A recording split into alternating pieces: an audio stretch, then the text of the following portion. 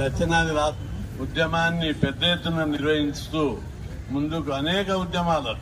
వేలాది మందితో అనేక బహిరంగ సభలు పెట్టి బీసీలలో రెడ్డి కోటలలో ఎదురు తిరిగి చైతన్యం నింపినటువంటి దక్షిణాది రాష్ట్రాల కన్వీనర్ షణ్ముగం గారికి, అదేవిధంగా తెలంగాణ నుంచి వచ్చిన పెద్దలు, గౌరవనీయులు, రాజ్యసభ సభ్యులు, జాతీయ బీసీ సంక్షేమ సంఘం అధ్యక్షులు ఆర్ కృష్ణయ్య గారు, అదేవిధంగా గౌరవనీయులు రాజ్యసభ సభ్యులు సత్యనారాయణ గారు, వారికి ప్రత్యేకంగా కృతజ్ఞతలు తెలియజేస్తూ గత 40 సంవత్సరాలుగా ఒక పోరాట యోధుడు ఆర్ కృష్ణయ్య గారి నేతృత్వంలో, వారి నాయకత్వంలో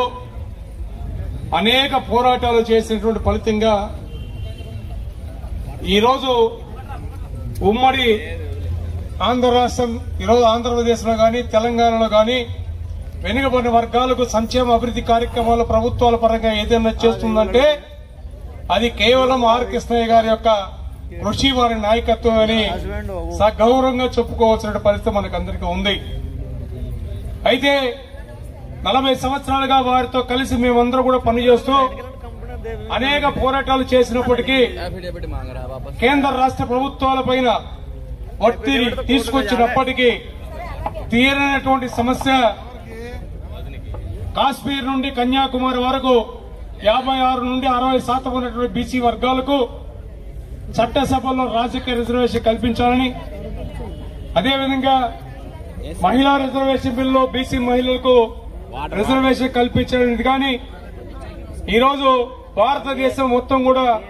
బీసీల యొక్క జనాభా యొక్క లెక్కల సేకరణ చేపట్టినటువంటి కార్యక్రమం గాని, కేంద్రంలో వెనుకబడిన వర్గాలకు ప్రత్యేక మంత్రిత్వ శాఖ ఇవ్వాలని గాని అనేకమైన ప్రత్యేకమైన డిమాండ్తో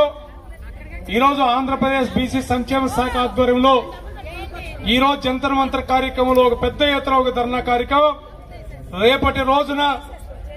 జాతీయ స్థాయిలో ఒక బీసీ సెమినార్ కార్యక్రమాన్ని కూడా ఆంధ్ర భవన్ లో అంబేద్కర్ ఆడిటోరియంలో 2 రోజుల కార్యక్రమంలో భాగంగా మనం అందరూ కూడా ఇచ్చేశాం. ఈరోజు